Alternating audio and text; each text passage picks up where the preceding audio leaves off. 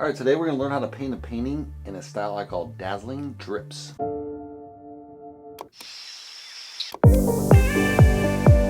right, the question of the day is, who is Mad C?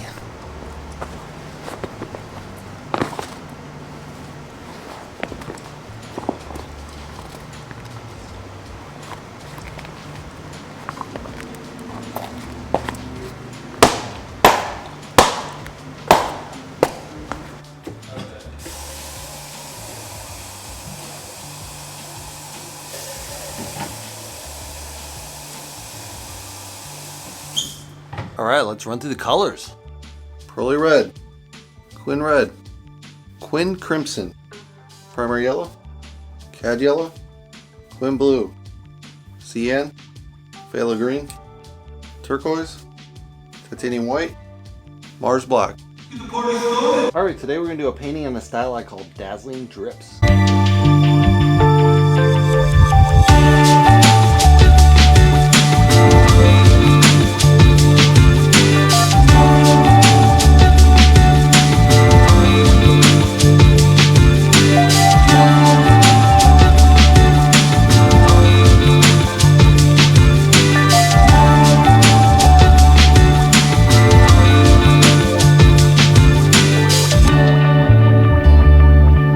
We got the first layer down. We got this really nice dark blue in there. I just used blue and black, so really nice quin blue to get that really, night sky blue.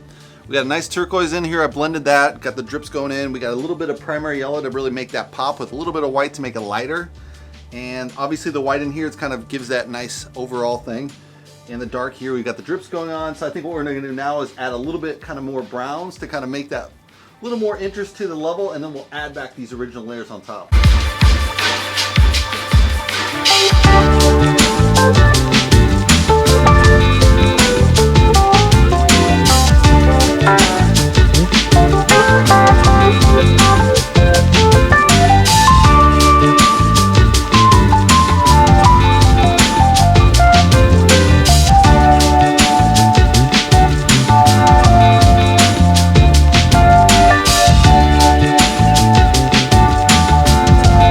We got back, we added in kind of that dark purple there. You don't really see it here. It got kind of lost with the gesso, so forming this light layer.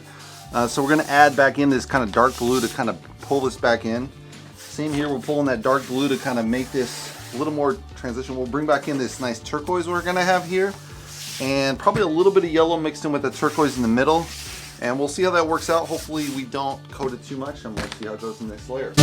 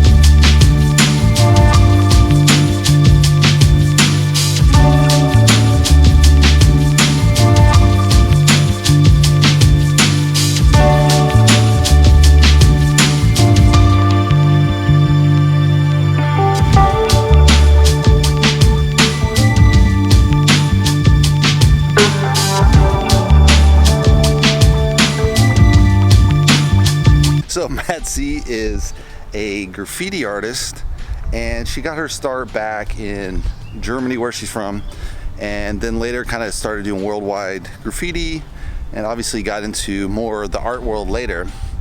And she was really known for her really bright colors. She did kind of very consistent style, I would say.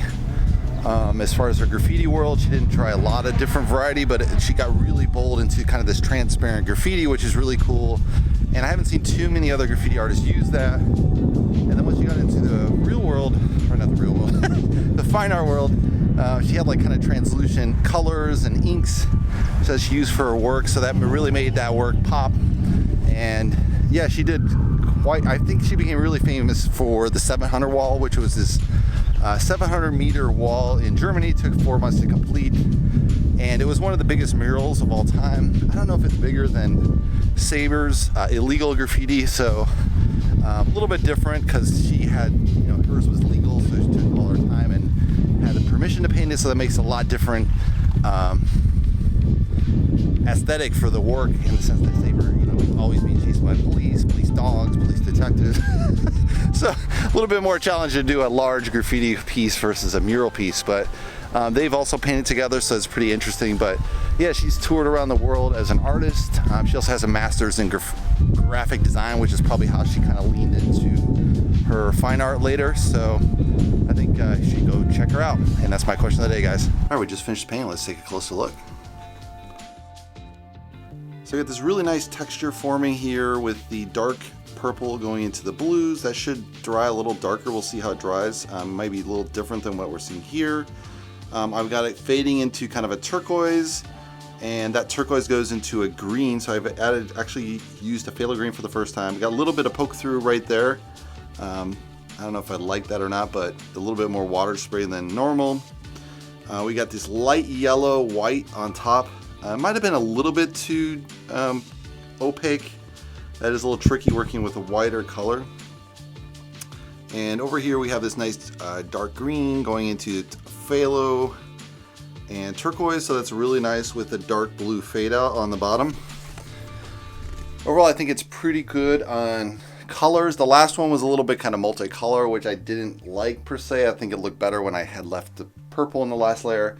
So this time I kind of wanted to get kind of more of a green to blue painting, not too much variety. I did add some warm layers in there to kind of give it those variety of pops of colors. So that's what you need to have a lot of complexity in a painting. You really need to have those multi layers. You can tone them down in the final layer, but you really want to have those underlying colors to really drive the painting.